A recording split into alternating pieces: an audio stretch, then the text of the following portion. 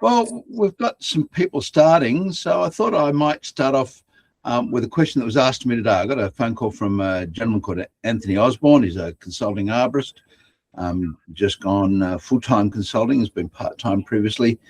And he said, look, I've got a subdivision that's going ahead. I've been asked to do a DA report for it, or a AIA.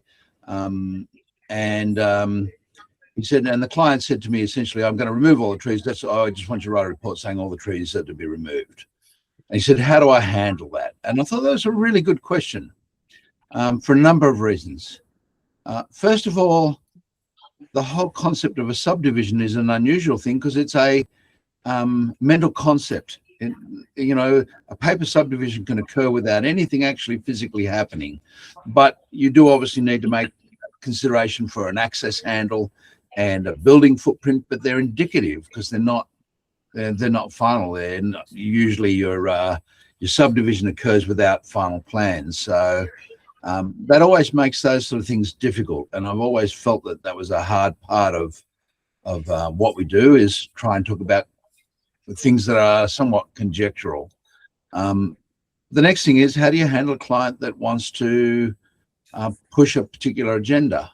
And I deal with that fairly regularly. I'd say probably 10% of my clients would like, of my average clients, not my large commercial ones, but the sort of average everyday ones, would have a particular agenda they want me to follow. And that can be frustrating for people. It can be frustrating for me. And it's one of those things that I dislike about my job. We start by having a service agreement that clearly explains that we're not there to represent what they want, but to represent the facts of the matter as we see it. And so they've already got that in writing. It's already something that's there. In spite of that, you still get the occasional person that wants to push further than that and want to have, I want all the trees removed on this site. And so I was sharing some of my experiences in this regard with Anthony this morning. I said, I can remember one site in the southern regions of Sydney where the developer came in and said, look, I want to put 2 buildings on this one lot. We're going to remove every tree, bar one tree right on the boundary. Every other tree is going. And I said, look, it's probably not the most tree sensitive design. And he said, well, I don't care. What do I lose? I said, well, another set of redraws, another arborist report, another, every other associated report, hydraulic calculations, all of that has to be replicated. And he said, I don't care. Let's go for it. Let's do it. So I reflected all but one tree being removed. The council came back and said no.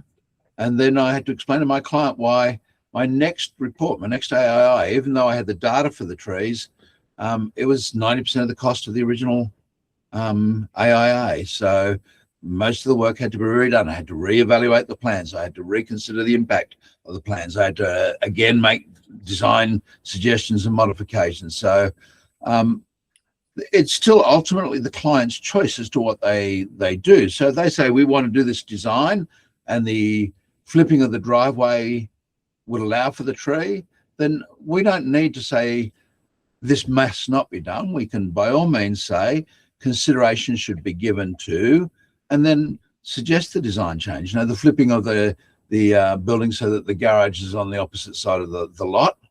And that's a perfectly fine thing to do. I'm not there to tell him what he's got to do. That's the job of the consent authority. So someone like Andy will say, man, that's a bad design. And look, the arborist has already said that should be flipped. Let's flip it. So that's a standard procedure. What do you do with a client that says, I don't want that in my report? How do you handle that one? That's a little bit more difficult because information is important. So I just had a client who has a house that has some cracks in it. And I looked at the details, I looked at the tree, I looked at all the information from the 2 engineers and the arborist that have done an examination of the root plate. And my response was, I'm pretty confident that the tree is not lifting the building. Supremely confident. Double brick wall, sandstone footings, 2 stories, not a chance that the tree root could exert enough pressure to lift that building. And he wasn't really keen on that being in there. My answer is, well, that's the reality. Let's not fight about what's reality. You know, my view was it's highly unlikely that the tree is directly lifting the building. And so that one line goes into the report. I don't need to say much more than that. And then I look at other issues. You know, could there be some leverage advantage? Well, I haven't seen any reported, but that's one thing you could think about. You know, if there was a long stone that was out at right angles at 90 degrees to the footing that was causing it to lift and rotate, that might have some possibilities. But none of that was provided. You know, I talked about the fact that the roots may be inhibiting water flow, so the uphill side might be moister than the downhill side, and that could mean there's a little bit more settlement on the uphill side. And certainly the root system would prevent settlement. You know, the roots are providing great support to the building. It's stiffening it, and I think that's probably the big issue. And then it's a council tree, so my response is the council ultimately has to make that decision. If they don't make a decision to deal with it, then the client's at liberty to go to court. It'll be a district court proceeding. And at that point, they're going to need all of those comments to be absolutely right, because the court's going to challenge them. A good barrister or a solicitor, depending on how legaled up they want to be, will be able to ask questions that interrogate the information you've given. And if you haven't got the right information there, the question is why. So my answer is you need to put those things in. You don't need to make a whole pile of kerfuffle about it. I gave them some calculations, so I actually passed on to Peter. You can grab it off if you want. A paper that shows that roots exert secondary growth, a fairly low pressure. You know, they're talking 500 megapascal, 500 kilopascals, half a megapascal or less. But, you know, even at a megapascal, lifting of a solid two-story double brick wall is just laughable. It just can't be done. And then you've got the other secondary problem of that, and that's the load-bearing capacity. But in this article, they talk about how the root flattens, it deforms. And as it deforms, the root will stay alive at the top and divide very slowly at the top because it's deformed, and eventually it'll die off there and it'll just be lifting from the edges. And so the area of lift will eventually hit a threshold. Oh, I didn't go into all that. Mark, Yes. The paper talks about calculating the point at which the deformation begins to occur, but I wondered, just because the root starts to deform, would that mean that it doesn't exert any more force than your half a megapascal? Because, you know, the other literature is talking about that around a megapascal, 800 to 1200 kilopascals. And I thought that was a bit unclear in the article, in the paper. And not when it begins, it's when it's certainly likely to have begun. So they do an interesting use of standard deviation curves in calculating it out. So they're looking at how likely it is, and there's almost absolute certainty by the half a megapascal stage. And you're right, Peter, there is still some continuing lift, but we know that the roots are deforming at that, and they will continue to deform at that. So I'm just worried about how much confidence they should start changing my my statements that, you know, roots exert X amount of pressure to immediately go to that, well, you know, completely lower figure. Is that safe? I think there's reasonable grounds to go on that basis. A lot of the earlier stuff, and, you know, McLeod and Cram, for example, is talking about the turgid pressure of a root, but they're talking primarily about primary root growth or forward push. And there are some distinct advantages, I guess, in the forward pushing process. that's pretty critical. And then the literature starts to talk about from 2 megapascals up, you tend to get almost no root penetration at all. So that was doubling my it, understanding. The axial pressure exerted is around that 2 megapascal. that's the upper limit of what they're talking about. And the tree to deal with that will often do some pretty unusual things, like you'll get spiraling roots to develop almost a corkscrewing effect to get mechanical leverage. And again, you've got lots of things to assist in that process. For example, you've got the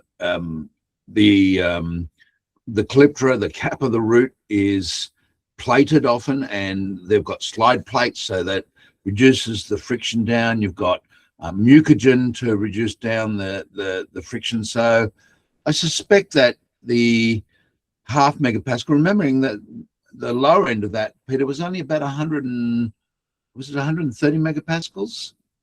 I think that might be the percentage of, however the maths run, the percentage of confidence. So if you start with 99%, then that's that lower figure. 99.9 is a high figure, but we're talking about the 99.9%. But we're also talking about a portion of them, and a reasonable portion, giving deformation at lower pressures even still.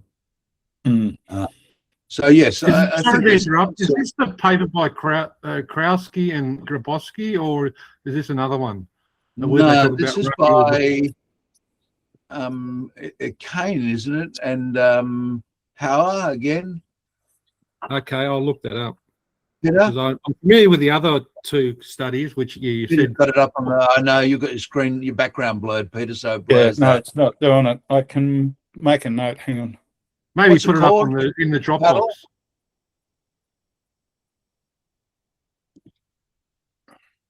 Well, what it does mean is that tree roots can readily lift light structures, and I liken this to weightlifting.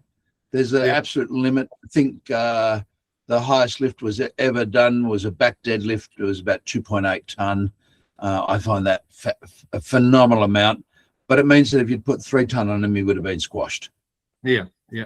I just like these figures because I'm trying to get my council, which is very hard, to start looking at using ground screws, maybe where they're replacing concrete over certain routes. And there's no questions that thick enough concrete, somewhere between 100 and 150 mils of appropriate compressive strength, so somewhere between 25 and 32 MPa, with appropriate mesh and suitable anchoring, will absolutely resist the upward pressure. The one thing you've got in your favor in that is gravity goes the other way. I love it. So there's a downward pressure as well. And so it's well and truly possible to design and build concrete paths that are never damaged. Now, I was speaking to a council about that this morning, oddly enough, and Kieran turned around and said, well, he said, a panel of pavement costs us, a pathway costs us about $100. He said, by the time we've gone in, removed one, put a new one in, it's $200 or $300. It's cheap. It's a disposable commodity. And we need to think about it from that point of view as well. But if you've got a big fig or something where you've got a long length, it's really easy to design something that is root proof. The problem you get, and Peter and I were just talking about as the the afternoon started, there's Peter Gray, that largely arborists are innumerate. I'm not meaning to be nasty there. I mean, we're not the maths nerds. And I was saying to him that one I just did with the tree and the council, neither of the engineers did any mathematical calculations at all. And I said, I almost think that engineers are the same. I use a structural engineer for our calculations because the court says that I'm not allowed to do them. And John's typical response is, can you do the calculations, send them to me and I'll check them, because that's an easier way for him to do it than it is for him to think about it and go through that process. And so I suspect that lots of engineers say, if it's not in a table somewhere, if it's not in a standard book, if it's not in a standard, an Australian standard, or as a standard set of engineering software, I don't want to think about it. It's too hard. Now, that may be unfair on engineers, and if there are engineers listening and they feel that way, that's fine. They can say that. But that's been my experience in general. And I often quote a wonderful thing that was on an old forum that was here in Australia many years ago. And it was by an engineer who said, look, when there are trees nearby, they're the cause of the problem. When there's no tree, there's some other cause. And the logical fallacy in that thinking just shows you how even the thought patterns are corrupted by cognitive biases. Because, of course, if there's some other cause when there's no tree, for a percentage of those ones where there are trees, there must also be some other cause, rather than just saying it must be the tree. Now, it's not saying that I haven't seen it happen. It's usually, when I see damage to buildings, it's usually structural or design problems that have, construction or design problems that have led to it, not simple heaving and lifting of a whole building. That's pretty unusual. I've got one good shot of a exterior wall being damaged by tree roots, only one. And so that gives you an idea. That's 30-something rather years of collecting images. It's my claim to fame. I have one. So it's not particularly great. Often the damage to buildings caused by tree roots are in clay soil, where they dry the soil out and grow underneath the building and dry it out. And I've seen that a few times now. Matrix suction suction is what it's called, and it occurs most significantly in highly reactive clays. Yeah, and it's a big problem in places like Adelaide. In the early days, I used to give talks to HEDRA, the Footings and Foundation Association, and we talked about how roots grew and how they responded and what they do when they don't go out seeking water and all those sort of things, and that there's limits to what they can lift, and talked about how they take up water and how that affects soil drying. There's no question about all that. Then the question comes as to, well, why don't we engineer to deal with that? And I don't know what inspired me, but at one stage I decided I'd look at the effects of Mediterranean species of eucalypts. So eucalypts that, for example, grow in Adelaide and Western Australia, and how their water use worked by seasons. And we're able to show that C4 grasses, Sir Walter, classic example, was using more water during summer than the tree, and that the roots were down 1.5 meters. And I had this concept of putting a sign on the power box that said, look, this building's not designed to take trees within X meters. And then I said at that point, well, maybe we should have one that says, look, this building's not designed to have grass planted adjacent to it. And I said, at that point in time, no one would buy you a piece of crap. I've never been asked back. But the reality is that we can design and build buildings to deal with matrix suction. And moderately reactive clays aren't a bad problem. Highly reactive and extremely reactive clays are. And mildly reactive clays, you just wouldn't think about it. So in most cases, we don't need to consider it. Modern houses are built to resist those problems better than our earlier strip footing designs. And there are little patches, Vicky, you'll come across some Ashfield, for example, has some reactive clays, highly reactive clays. In those areas, the tree can be a little bit more of a problem with matrix suction. But having said that, there's more to matrix suction than just trees. For example, how's the water managed on the site? And I looked at a site in Blacktown, moderately reactive clays, tree shouldn't be a problem. Looked at the cracking of the building at the front on the opposite side to where the tree was and said, yep, I can see where the water pools. And so I know that the western side of the house is wetter than the eastern side. So I know that we're going to get movement of the building and we're going to get cracking. And the slopes affect, where the water pools affects, what hard surfaces around. If you've got concrete, it regulates moisture better than if you've got turf. So all of those things. And I recall, it must be about 10 years ago now, going to a property at Greystanes two-story brick house, 1950s, 1960s construction. And she said, look, there's cracking. And I saw it. It was obvious there was cracking. And we went under the house, a standing room, a lovely slope block. And I said, look, can I borrow your spade? And I grabbed the spade. I thought I'd just dig to see what the footings were like. And the spade went into handle depth with just a simple hand push. And I said, you've got a major water leak. And that's why your building is moving. I didn't know what I was going to get. I just thought I would see if I could find the footing. And the immediate response was, well, that's a tree. And my comment back to her was, that tree's probably saved your building from having major catastrophic failure. Because at least it's using some water. And so we need to look at things from both sides there, I think. And that's something that's important. So that was, anyhow, Anthony's question is, what do you do? The answer is, shoot straight. If you have a particular bias or view, and I certainly do, you know, for example, I don't believe that bunya pines are as dangerous as maybe portrayed by the courts. And so I still express that, even for a client who wants the cones removed. I express my bias, and then I say, however, the court has regularly ordered the removal of or deconing of the trees, or on at least one occasion, the removal of the whole tree.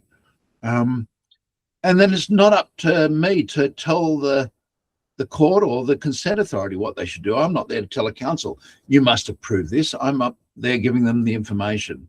And I think being consistent is important. I think if I'd all of a sudden done a complete reversal on bunya cones in my last report before the LAC, the question would have been why? You know, what's suddenly happened? And I'd need to be able to explain that. So, you know, I have a view that the risk associated with trees is very small. So it'd be unusual for me to come back and put an application to a council where there were 10 trees and 7 of them needed to be removed, you know, because of risk. And so you need to be consistent with yourself. And look, you're not going to please every client all the time. I have some rather crass ways of expressing it, but you know, I'm not my services are for hire, not my opinions. So if you want to go out and buy someone's opinion, there are lots of corrupt people out there. Some of them are arborists. I don't want to play that game. I want to have credibility at the end of the process. I'm going to have enough problems because there are differing opinions before I start deliberately compromising my credibility.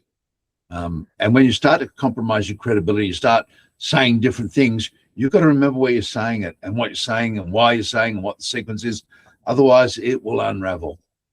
Somebody will find a report that you wrote 12 months ago, 6 months ago, and it'll be, how come there's this difference? And that can be really a difficult thing to deal with. So just shoot straight. Whatever your view is, shoot it straight. So any other questions? I have a situation where someone at the golf club explained what happened on her site recently that I'd be interested in your opinion. City of Sydney, Surrey Hills, huge plane tree, damaged water pipes in her property from the council tree. Anyway, long and short of it is, I saw the video of the tree coming down. It was really huge, and they charged her $36,000 to repair all the pipework on her land. I said, you should have spoken to me about it and I would have got advice for you, because when they pulled it all up, all the roots are in all the pipes and everything, and that's the only tree within the vicinity of her property. Yeah, look, the deal with councils is interesting. Councils elected, I think, rather naively not to be covered under the Trees Disputes Between Neighbours Act. I say rather naively because it still leaves them open to a whole pile of fascinating court matters, and there have been some interesting ones decided in recent years, and I suspect there'll be more coming in time. First of all, under Trees Disputes Between Neighbours Act, the Act is clear, and certainly the seminal judgment by Prestons in Robson v. Leshke makes clear that a tree owner is only responsible for a tree from the time they knew or should have reasonably known that the thing was causing problems. Now, there's a weird one, the Highways Act. A tree on the road verge is considered to be a part of the Highway Act. And for quite some time, the law stopped this. There was a non-feasance issue that you couldn't sue because it was a natural structure. And so they were given this protection. Until a little old lady called Mrs. Hugh took Hunters Hill Council, whatever it's called, Municipal Council, I think it's called, its correct name, to court. Hughes v. Hunters Hill, if you search that, you'll find it. And in that instance, they considered a tree to be an unnatural structure. So it was something like a built form, and you were responsible. But it applies to the trees on road verges alone. It's just a weird little anomaly in law. And I think, Peter, you'll remember when we're doing interpret legislation, Lisa will be the same. The three things about law. The law's an ass. To all laws, there's almost a loophole somewhere. And the only certainty in law is the legal team will get richer, and I am on the legal team. So my clients make me richer. It's unfortunate, but that's the nature of that process. I'm not there, and let me make this clear, I'm not there to win or lose. I'm there to give the facts. I'm very dubious when I read an arborist report that lists the 20 cases that they've won. And, no, they haven't won it. They're just an expert in a case that was won by the party they were working for. And they are impartial because they're there to serve the court. And it's a really important thing to get in your mind. So, yes, the bottom line is they may have been able to just walk away from it by saying, look, we didn't know. We couldn't have reasonably known. And that's a position that the LEC Land Environment Court in New South Wales, has now taken on numerous occasions, that a person is not responsible for damage. I mean, yes, we know that tree roots get into pipes, but why aren't they in all pipes everywhere? Well, they're not. So the assumption that the roots get into pipe is very generalized. Specifically, how did I know the roots of my tree in your yard were going to get into the pipes? The other thing I don't understand quite, Vicky, in the scenario you've described is, why are the council doing the repair, or was the householder doing the repair? I think the householder had to do the repairs. Yeah, look, and that involves organised crime. And I don't mean that nastily, but I do mean that honestly. I've got some lovely video footage of a plumbing job that was done in a property, $50,000 worth. 3 days for 3 plumbers. I don't know how that gets to 50,000. The plumber told the client that she was definitely going to get money in court and she'd get all her money back. She lost, unfortunately. And as I looked at the video before they did the repair, I could tell the main was what was blocked and not her supply.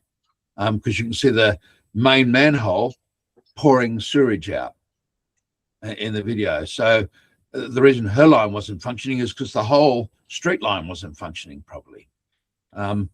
So the plumber took an advantage in that situation. I'm not saying, again, that's always the case, but I'm always dubious.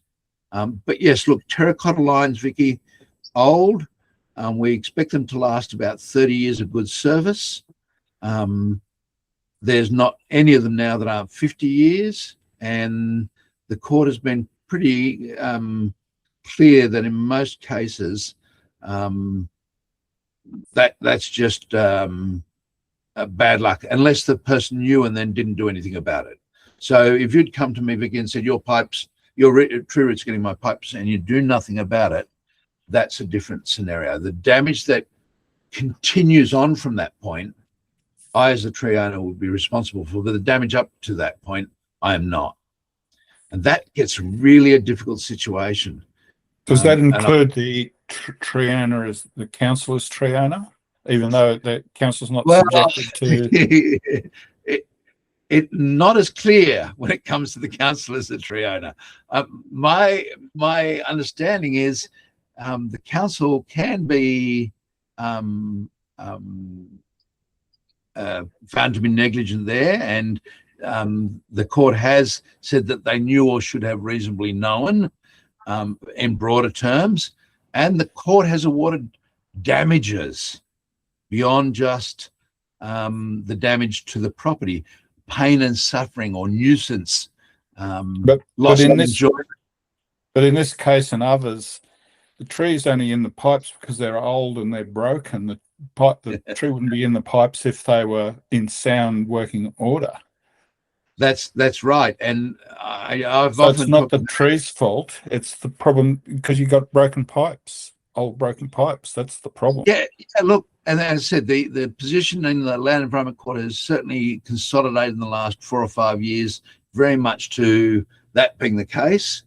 When you get to common law differs from statute law, and so how the court deals with it is slightly different. And yes, the pipes were leaking, and yes, communicating, that's an important part of it, but there's still a very strongly held view in society, and you're dealing with people from society, so judges and the like, who hold the view that trees are annoying things that, break pipes. They go out seeking water and they smash the pipes. They've got their little systems of smashing into that pipe and going in and blocking it up. And arborists don't do a particularly good job of communicating otherwise. We're getting better, but there are still big gaps there. So could she have done, what should she have done? She should have at least gone into discussions with the council. It's hard. I've got one at the moment that's testing the waters with a roadside tree. That's a little easier. Park trees, I'm just not sure. This was a roadside tree. Oh, roadside tree. Yeah, well, look, roadside tree. Yeah, talk to a solicitor. Yes, Andy. Your mic's off, Andy. I work for a council and we're often dealing with this type of complaint. I'm fortunate to have Peter as fairly close advisor to me, but so we do push back about the state of the pipes, and if they want to follow up further, I said we'll provide the professional report from a plumber stating that the pipes were damaged, or the footing or the driveway or whatever, by a professional in that field, preferably a builder, a plumber, or appropriate trade. Very few of them actually come back after that. But yeah, look, and again, I'll even, you're gone. So what we'll often say is, if your storm water outlet from your house is blocked by the tree, which is not unlikely, in a lot of cases they're crushed under the roots of a eucalyptus robusta or something like that, I say, well, we'll clean your pipe out. We'd much rather do that than remove the tree. And in a lot of cases that is sufficient to quell the complaint and restore the stormwater outlet and to secure the tree. Yeah, look, I think again, I'll often communicate with a client that in many cases, modern day plumbing is not fit for purpose. Now that sounds like a very broad statement, but we use the thinnest walled plastic pipe, and I'm sure I've done this before, but this sits in my office. When people say to me, oh, but stormwater pipe can be crushed, I want to let you know that I can drive a 22.5 ton truck over this stormwater pipe and it won't crush. So tree roots, fig roots could encapsulate this completely and not crush it ever. Just never get enough pressure to do that. So what we say is we're putting in stuff that under some circumstances can crush. We join them poorly. We don't allow for expansion. So again, if you're in moderately to highly reactive clays, these PVC lines need joins, what do you call them? Movement joins in them, and they make them. they don't go in and then something cracks because it gets under too much pressure. Andy again. Your mic's off again, Andy. Mic's off, Andy? Yeah. Yep. It should be on now, but sorry, just to complete my thoughts before, is that people will try to make claims against council all the time when a tree falls over on their fence or something. And we'll say, well, was the tree reported to us and an inspection requested? In which case we would have evidence of that request and the results of the inspection. If they say, oh, no, it wasn't, we'll say, well, how were we meant to know there was a problem there unless, you know, one of our staff or the member of the public actually reported it to us. If and I'll tell the person, I'll say, if you had reported it and we'd come here and said there wasn't a problem with it and went away and something did happen, then you have potentially a case for some recompense, but otherwise it's probably going to be seen as an act of nature. Yeah, look, I'll extend that even further. I think just saying that, look, we think roots for this tree are going to get into my pipe. My question is where, why, under what motivation?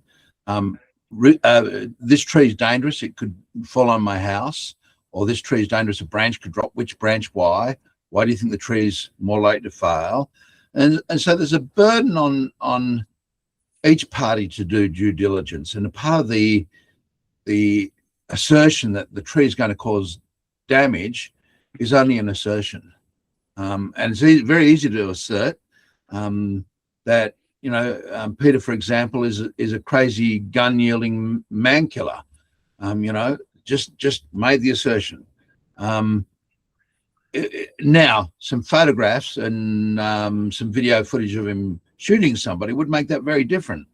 And so I say to people, it's really like telling me, oh, I can tell you who's going to win race 2 at Flemington the next time round. We're just going to start now. Peter Gray, horse 1, Chris Gorringe 2, Vicky 3, Andy 4, Peter 5, Matt 6, Lisa 5, the 2 others there and me.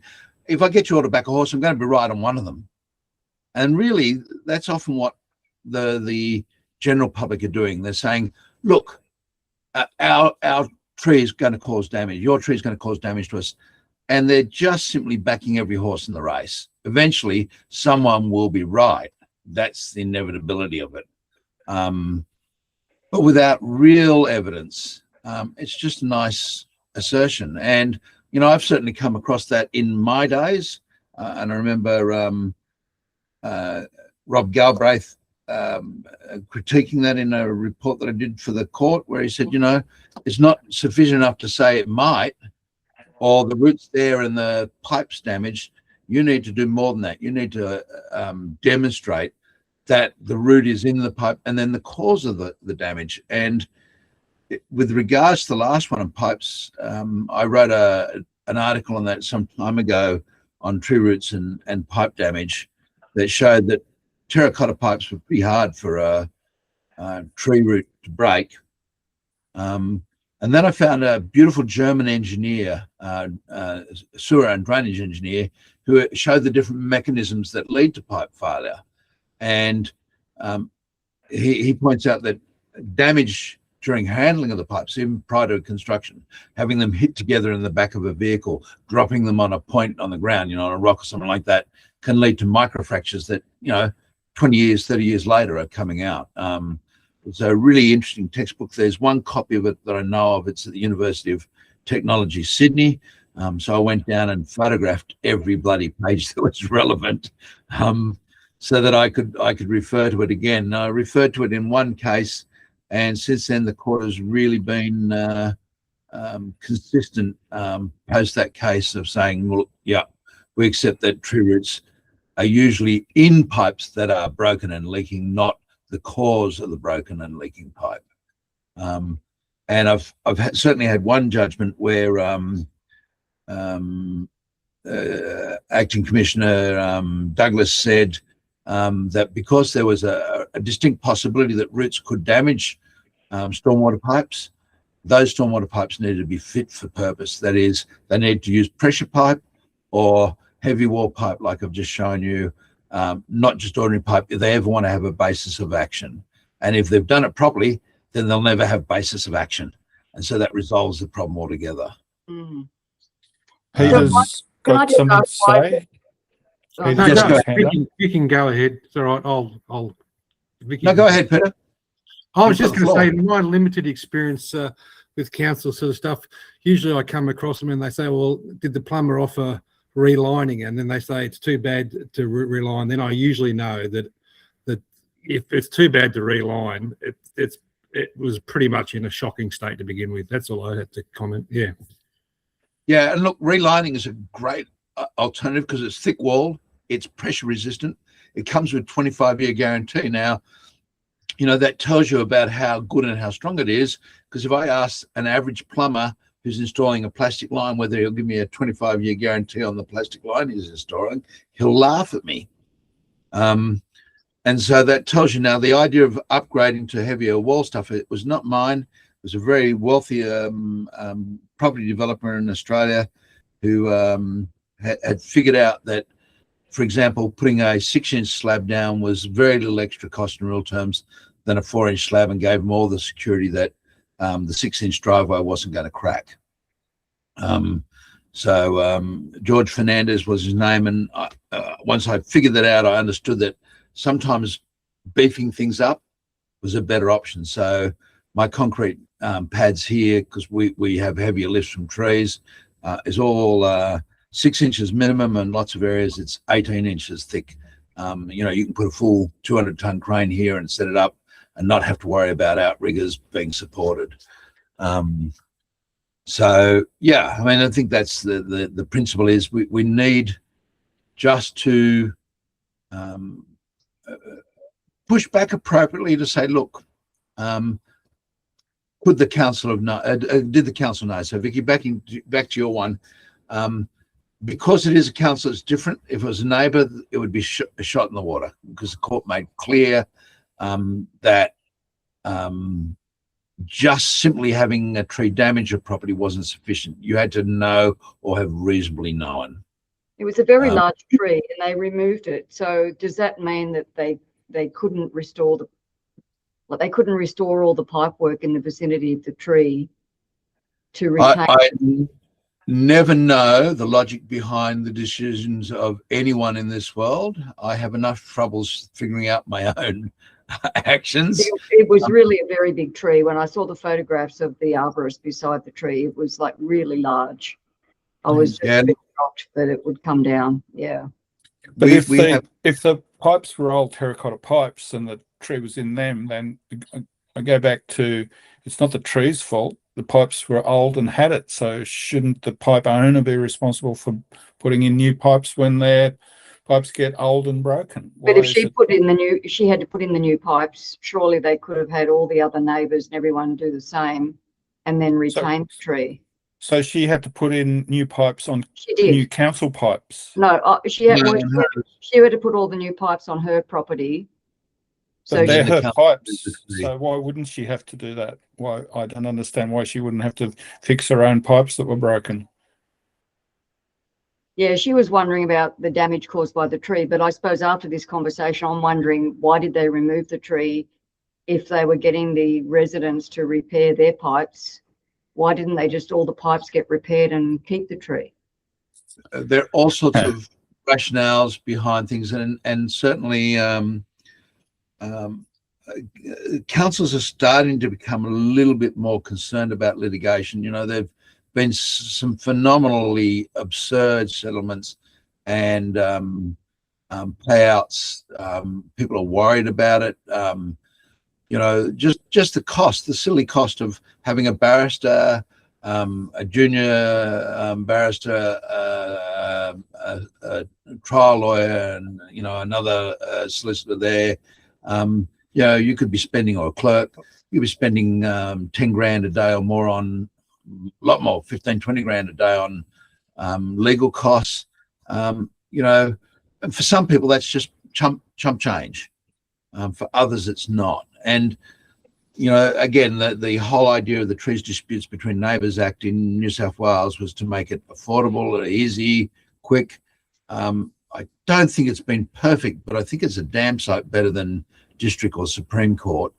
And I think in general, the judgments would have been more favourable for councils than they would get out of the District or the Supreme Court. So those matters that do go forward, you know, there've been settlements. So there was one in Botany, 45,000 in damages.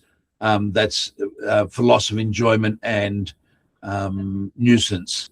So those are just extra add-ons that, you know, if you're in the Trees Disputes Between Neighbours Act, that's just thrown in the bin. There's no such damages like that. The legal costs is another one. Order to pay legal fees in the Trees Disputes Between Neighbours, almost no legal ones. No compensation for legal costs. And I don't know where that's been breached yet or where that's been made otherwise. So I suspect that's pretty well entrenched. You'd have to be doing it vexatiously and knowingly vexatious and making that pretty obvious, I think, before the court would even think about that. Okay, thank you. Yeah, it's a difficult area, and it's a difficult area because we bring into these things our sense of what we think is natural justice. That is, what do I think should happen? And I have now learnt many times over that what I think should happen and what the court thinks should happen are not always the same thing. In fact, sometimes they vary distinctly, and that's the role of the court, is to be that third party impartial group.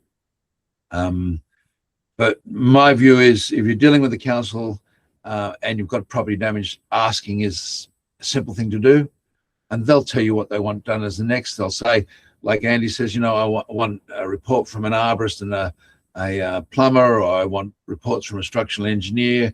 I'm dubious of all of those three documents. I then want to see more. I want to see numbers, and I want to see people give me real things. You know, I was up in a little country town near Tenterfield, end of the world, Peter, and the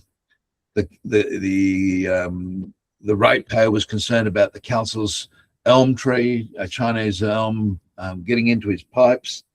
I pulled out a root, I had a look at it, and I said, well, it's not Chinese elm, because elm's got lovely waviness to its timber, so that was eliminated straight away.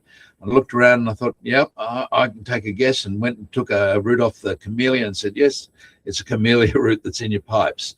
Now, the camellia was a small tree in comparison, a lot closer, but he was convinced that the biggest tree must be the cause. And, you know, it's a hard one to deal with. So talking on maths, any other questions? I got time to answer one or two more.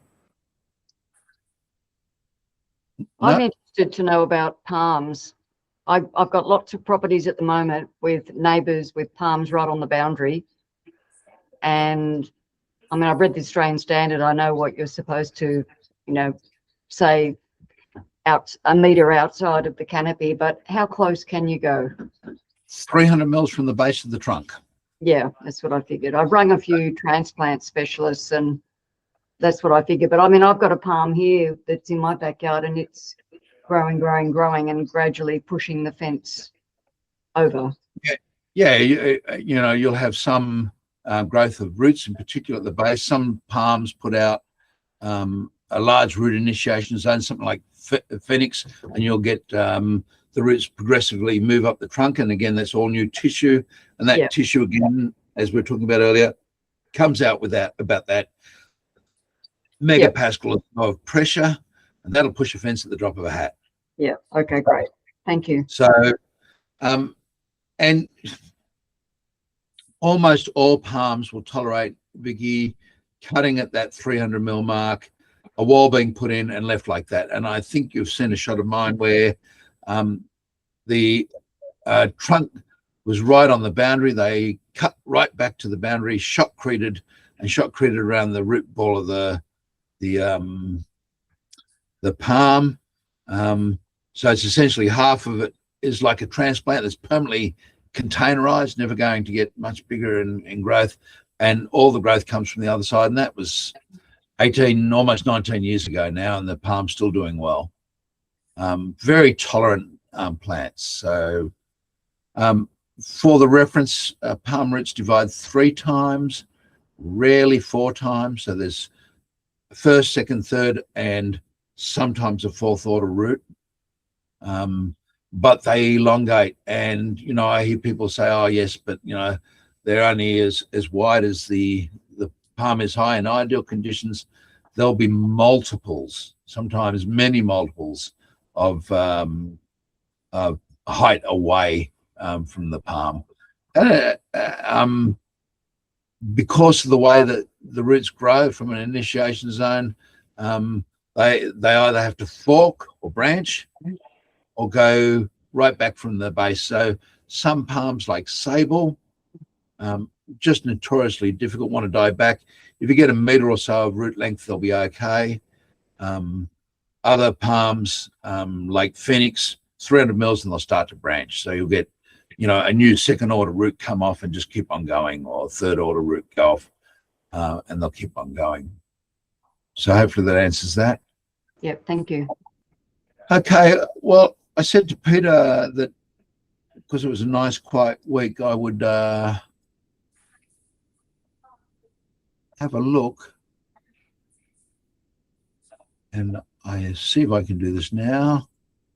I've got to share. Probably best to share all again, because there's always things that'll tell me not to do it. I'm going to do it. Okay. Yeah, I know I've done the wrong thing, it tells me.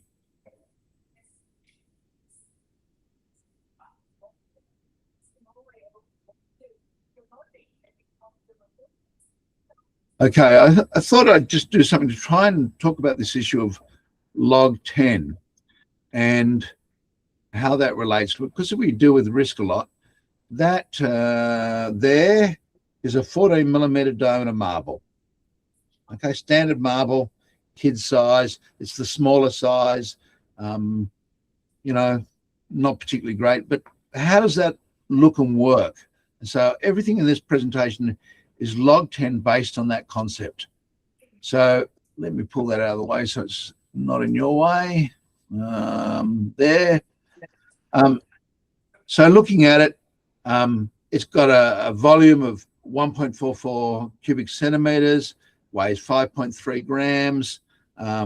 So it gives you some idea. We're looking at it volumetrically, and we're looking at how you can pack. You can't randomly pack 100% of the space out. You get the voids between the marbles.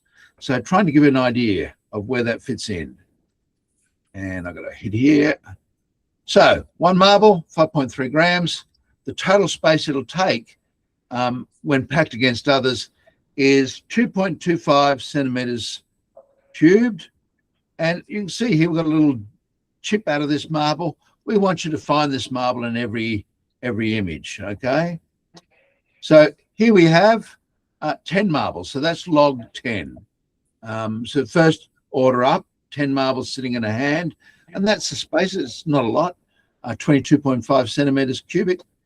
100 marbles is a 250 mil bottle approximately, and it's going to weigh about half a kilogram. And I know, just so you know, I'm not kidding, we started off by intending to photograph all these, and these are bags full of marbles. I've got several thousand of them so that we could get it all right, make sure the calculations were correct. So that's our nice second order.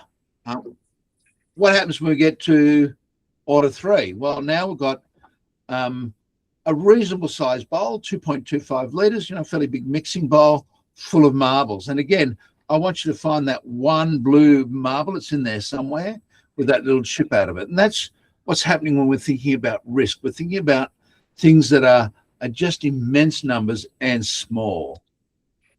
So order 4, about 10% of a bathtub, standard bathtub full of marbles. It's going to weigh 53 kilograms. I don't have quite that number. But there we are with 10,000 marbles. I'm currently sitting at about 5,500 or 6,000 marbles, and yes, they certainly do have some weight. Here's what it looks like when you've got 100.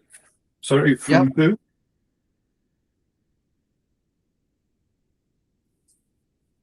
Did you want me, Pete?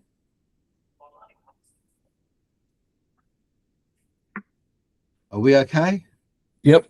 Sorry. Yep, that's okay. So when we're talking about 100,000 marbles, it's the next order. So we've got 1, 2, 3, 4, 5 zeros, 10 to the power of 5. This is what it looks like in a wheelie bin. And again, you're going to have to go looking for that one marble in that wheelie bin. It's really a difficult thing to start to find. And essentially, 5 of these wheelie bins together is about the incidence that you will find a tree that poses a risk that's in the tolerable range. So you're going to be looking for 5 wheelie bins to find that one marble. Okay, so after 10,000, you get to 1 million, half of 1 million. So half of this amount here is what you'll be looking for to find the upper end, the unacceptable tree. And so here we are, 5.3 tons, a shipping container, about 10% full is the same amount here, a 20-foot shipping container. So it's a hell of a lot of marbles.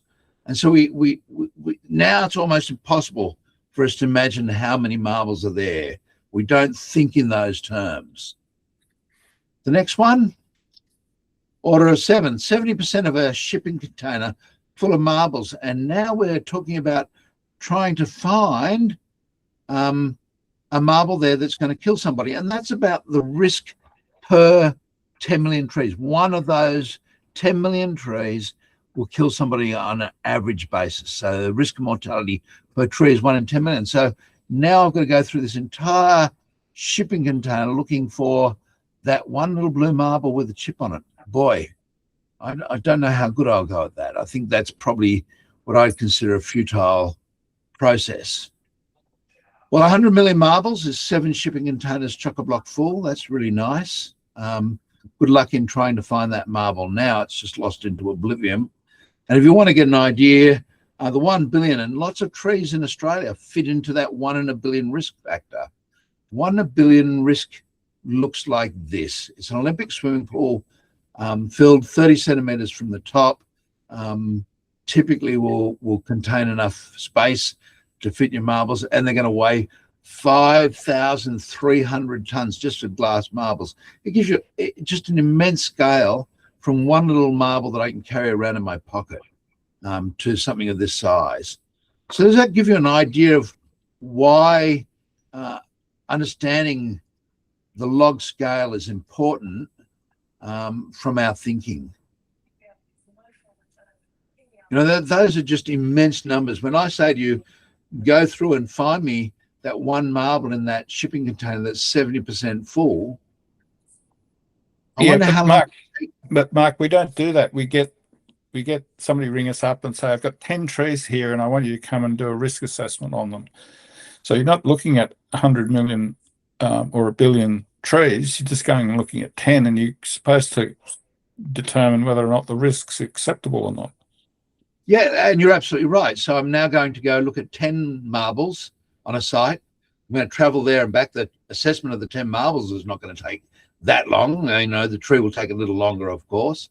And then I've got to come back. So if I've got to start adding driving and I put all those marbles in one spot, what happens if I spread those marbles and put one marble at the base of 10 million trees, and you had to then go out and find that marble that was of concern? It would be starting to become just absurd. But we don't get a job saying, I want you to look at all the trees in the Shire and find that one. No, that's right. But on the other hand, if you get a situation where you look at 100 trees and 10 of them are problematic, then there's something wrong with your assessment, because that's something incredibly wrong. Because for me to find 10 such trees, I should have looked at 7 shipping containers full of trees normally to get that amount.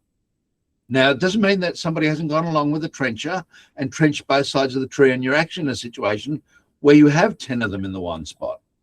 But it does mean if you don't have 10 in the one spot, the likelihood of that happening is absurdly low. And it's one of the things that I think is important to do, particularly when we're using qualitative. And Peter and I went over and looked at the ARBOS and ANZA tree risk assessment system. It's somewhat more complicated than I have comfortability with. But if we start looking at qualitatively, and it's a quantitative one, but it uses a whole pile of qualitative elements, it can be really easy to get confused. So when I say that risk is a moderate risk using the BTRA or the track system, when I say it's a moderate risk, I'm comparing it with other trees. Well, you know, if I've got a handful of trees that are faulty out of that shipping container, that's probably a reasonable amount. But if I've got a wheelie bin full, that's probably absurd, because that says 1 in every 100. And so the idea of getting you into this thinking of log 10 came out of last ArborMentor, when we looked at the TCAA method, and we said, look, it uses these lovely descriptive terms that are linear. How do I get it to be otherwise? Now, I'm working on another PowerPoint to try and communicate it, looking at the world from a distance, 1/10 of the screen, down to most of the screen, all the way down to the Styx River, a full-size eucalypt, a 10-metre high eucalypt, a 1 metre high seedling, a leaf, and then there's tomato. That's sort of giving you the scale down the other side of, you know, how much we've got to zoom in. And I think having things that you can relate to as concepts when we don't normally think in log 10 is a helpful thing. So hence why that PowerPoint was developed. I started on the process, then I tried to outsource the eucalypt one, gave up on that process, went back to marbles. And my plan is, when I'm doing risk training from here on in, I'll be giving people marbles to remind them of how incredibly hard the process. And you're right, Peter, we just get going to assess a tree. So if I find a marble at the base of a tree, I should be excited. If I find a marble with a chip on it, something that doesn't fit the average marble, I should be surprised. And I suspect that a lot of arborists that do risk assessment come across a tree and are not surprised that they've rated it moderate or high, or they're not surprised they've got it as tolerable. I think we should be surprised. I think that's something that we should look at from a statistical point of view and say, hey, this is fairly odd, fairly unusual. And we'll know, hopefully by the next ArborMentor, whether we're getting an Australian standard for tree risk assessment. That standard is not a method, but it tells you about how you need to communicate tree risk. And I think that'll make a big difference. So you won't be able to say this tree is dangerous. You'll have to explain what part you think is causing an elevated risk, why that part's causing an elevated risk, where that risk is, how that risk compares with other things in society, so that you're not... Mark, I'd be interested to... I like this idea of looking at a marble and then a swimming pool full of marbles. That gives a really great visual context for log. But you just mentioned that some of these risk methods talk about risk of harm in qualitative terms. How would that look like? How many you know, how many shipping containers of marbles do you need to look at before you find a tree that's got a moderate risk? Well, I think that's one of the things that the standard will look at, the committee will look at for the standard, is saying, look, having some regular benchmarks, like the risk of harm from trees sits at about 1 in 5 million. The risk from driving sits at about 1 in 20,000. The risk from of being murdered in Australia is about 1 in 100,000. So you've got some key points that you can hang on. So how much increase it is? Well, it's like me saying there's a lot of marbles. Which picture best described a lot of marbles? Well, anything in my mind from the fishbowl onwards was a lot of marbles. And so when we use qualitative terms, we don't do a very good job of getting agreement from the other party. Different words mean different things to different people too. Absolutely. And if you ask people, and this is why the marble exercise was important, if you ask people how many numbers there are between 1 and 0, about half your population will say there's no numbers between 1 and 0. The answer is there's an actual infinite number between 1 and 0. But we don't think of that way. And Peter and I were discussing it. And Andy, I don't know whether you're in that age group. I know Peter Swatzenbar is not in that age group, but I remember log tables and slide rules. Are you a log table and slide rule? If I had been interested in such things, they were certainly available to me. So I grew up in log tables and slide rules, which was a wonderful introduction to all of this. And then since then, it's just gone out of the curriculum. We came up with these things called calculators. And I was bemoaning to Peter before we started that Jessica in my office is an incredibly intelligent young lady, can't add up 2-3-digit numbers in her head quickly. She'll get a calculator out and I can add them together quicker than she can do with a calculator. And that's just a change in skill sets that's happened. So this thinking, linear thinking that we have when it comes to risk is inherent within our educational processes. And so people feel very comfortable. Oh, that's a moderate risk tree. Well, it's more risk than a low risk tree, but it's not a high risk. So, you know, where is that moderate risk? If that moderate risk is 1 in a million, it's a risk that I don't even need to worry about because it's already in that, you know, zone that is irrelevant, essentially.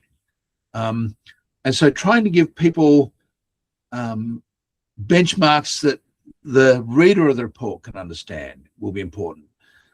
The other thing, and I raised this question in America with the American Society of Consulting Arborists, is that the BTRA training clearly states that you take the meteorological term normal weather, and it's normal weather that you make the assessment on. And I'm going to look at one hopefully later on this week or early next week, where an arborist has gone out, done a BTRA, and has literally drawn a half circle and said it needs retrenchment pruning all the way back to here.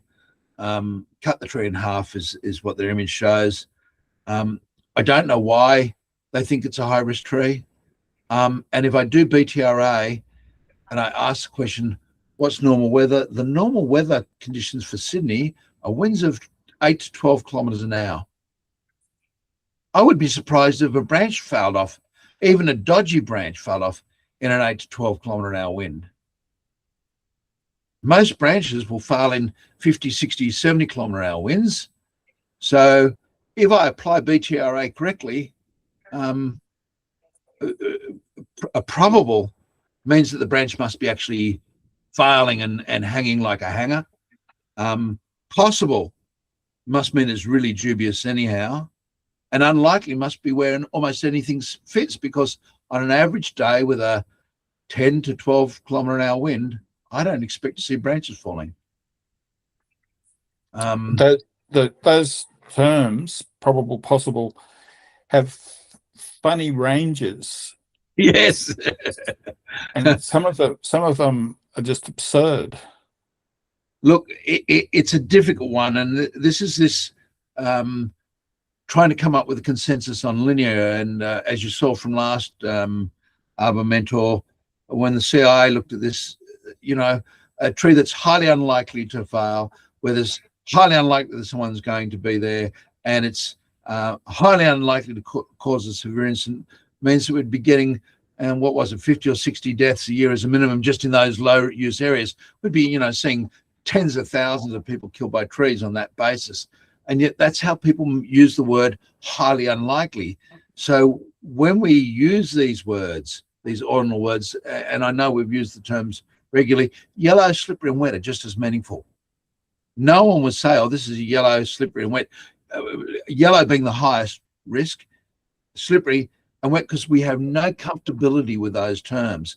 And that shows the absurdness of what we've got when we're using these ordinal words.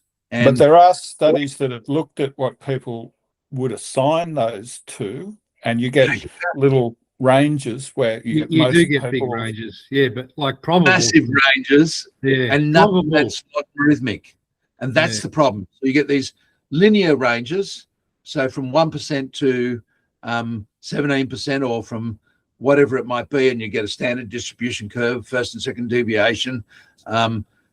You know, is nothing appropriate mathematically, and there have been criticisms of standard risk matrices on that basis. You know, in general, they produce an end output that is not much better than guesswork. And I think that if you're using a BTRA system or the ISA system they train, I think being honest about the limitations is there. I think if you're using Track or the ANZA or Valid or QTRA, you've got to be honest about the limitations of those systems, and they've all got limitations. And that would be certainly something that I would expect users to get better at articulating, because I think that's important when we're communicating risk to somebody. You know, when I say the risk is moderate, it really has no meaning except that it's elevated compared with other trees, and I probably need to do a more detailed assessment. And if that's what you gave me, I would say that's a really great outcome of the BTRA or the system they train in Track. To suggest that it be the final decision-making tool is, in my view, an absurd misapplication of mathematical ignorance. All respect to those that do it. It's just nonsense. It's gobbledygook. The other thing is, whatever system you use, you should use that system as per the training. If you want to deviate, that's fine, but still follow the system. So produce the result following it to the T, and then say, I think this, and then show your deviation. And again, it'll be interesting to see whether we get the standard up. Hopefully we'll have some good news by the next time we meet, that'll say, yes, we're proceeding. And that's good news, because the committee's expressed an appetite for doing these things where we'll never get a single system, but we'll get methods to better regulate what we're doing. And I think that's a good outcome. I would hate to see us with one way of risk assessing only. I'm more than happy with people using the Track trained system. I think it's great. But if you know what the limits are, then you wouldn't use it to make decisions. Having said that, people do. And as you saw last time round, the TCAA one is just, you know, horrendous. And yet, you know, again, if you use it as a starting point, then perhaps it's not so bad. You know, I've identified 30% of the trees in the school as needing a more detailed assessment. Well, then maybe that's time to come and use one of the quantitative systems. Quantitative systems, as I say, aren't without their problems, but they're more meaningful end output because we've got a closer accuracy to where we need to be. And it's going back to that jar full of marbles. If I asked how many marbles are in that jar, collectively, this group here, or casting a vote, the average would be closer on average than each of us individually. One of us might be really close, but collectively, we're more likely to be close to the mark. And there's really good research that shows that. So I think the qualitative systems have a place, but it is limited. And my view on that, Mark, is that if you use a qualitative system and the risk from a tree is low, then it'll show that. And also, if the risk's high, it's likely to show that. Where it runs into trouble is in that middle area where do we need to do something or don't we? And that's where problems occur. I think it's in the middle and high. I think the extreme risk we all get. That's the imminent failure I said happening. And the low, I think those two are fairly easy. although you can and David Evans has done some great work on this, you can have a low tree that poses a risk that is in the tolerable range, or even in the unacceptable range, and still give you a low in some circumstances, because you've got this funny chunking of numbers, and you're adding things that are, what's your phrase, Peter? Three Seinfeld episodes does not equal a Friends episode, or something like that. Yeah, I think that you can look at it in terms of, when you're comparing these things, I like to say 3 episodes of Seinfeld probably equal 1 episode of Kath and Kim. It's kind of true, but it's absurd. It doesn't make sense. Yeah, and so these qualitative systems tend to do that. And I remember, when the penny started dropping for me in the 1990s, and we started quantifying our work health and safety. I remember work health and safety officers on site saying, we can't just accept this. You've got standing on top of a tree spade and you could fall off and die. And then I'd say, well, let's have a look at where the data says on that. Yes, it's possible, but quantitatively, it's an acceptable risk because of X, Y, Z. It's in the tolerable and ALARP range. And, that causes grief for people, because standard work health and safety only talks about low, moderate, high, and extreme, or very high, or as we saw last week or last meeting, low, high 1, high 2, and high 3. That's the language that a lot of work health and safety deal with. And if you look at high, moderate, those qualitative terms, and you're asked to determine whether it's as low as reasonably practicable, you can see immediately you have this dilemma, because you don't know where it is, that it means you identify a risk, you've got to do something about it. And I remember having this very discussion with a work health and safety expert about paper cuts at work. I said, should I be recording them? And he said, absolutely. And, my view is absolutely not. How about a phoenix spike? Absolutely not, because the average harm from a phoenix spike is about $400 or $500. But this is this obsession we have with trying to eliminate all risk. I don't want any risk here. But it comes in part from this mindset pervading through society that says that. And if you live in New South Wales, there was an ad series that said how many deaths on the road is acceptable. And these guys came back with none. And I'm sitting there thinking, you've got to be a lunatic, because I can get to none really easy. Let's just drop the road speeds down to 5 kilometres an hour. No, you don't mean none. You mean none at no extra cost. And the reality is, for everything we do to try and manage small risks, there are unintended consequences. So I can tell you, I don't play Pokemon Go or chess when I'm driving at 110 kilometres an hour. But if I'm driving up the family farms road, or up the property to where my daughter used to live, half a kilometre at 10 kilometres an hour, I will play a game of Pokemon Go whilst I go up the driveway without even worrying about what's going to happen. I could have a kangaroo jump out in front of me and I'd be happy. So you don't have to wear a seatbelt, or you didn't. I don't know if they've changed the rules, but you didn't used to have to wear a seatbelt when you drove around on Lord Howe Island, because the speed limit was set so low. Yeah. So we know what we're talking about is a reasonable process, but of course it's inane if you start looking at it quantitatively. And that's what society doesn't do well. If you ask society about risk, if you ask society about lots of things, and I've got to be very careful not to be too political, but I just went out and looked at a lady's house the other day. She paid $6.5 million for it. It's a rental. She has a tenant in there at $3,950 a week. I'm guessing the change in the capital gains tax law and the change in the negative gearing law will have no effect on a young person buying that house. Zero. And yet there's this thought, well, we could put more of those houses back into the market. Not going to make any difference. And if I think about that a little bit further, I know that a lot of my tenants will never have a deposit to put it down in the house. So I wonder where they're going to live if rents go up. So they need, because if there's fewer rental houses, there'll be a shortage for the poor end of society.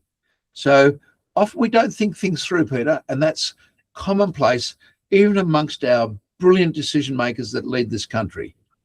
And, it once was said that Australia is the luckiest country in the world, and then a brighter person said, run by the biggest group of idiots ever in the history of mankind. And I think it doesn't matter which side you're on, there's a point to which that's true of most of those in upper bureaucracy. There's this desire to get rid of all risk, but it's fanciful. It's I say I was born with a sexually transmitted terminal disease called life. The whole purpose of being alive is to eventually die. That's the excitement of it all, is finding out which one finally wins. I suspect a bullet's still on the list of ways that I might die. And I'm hoping it's not something catastrophic like a tree falling on me. A bullet's more likely. And if you want to know how much more likely, the answer is about I'm 50 times more likely to be killed by a bullet just on average. And given that I'm Mark Hartley and I'm very abrupt about things, it's probably 100 or 150 times more likely to get shot than killed by a falling tree. Okay. So yeah, look, it's good food for thought.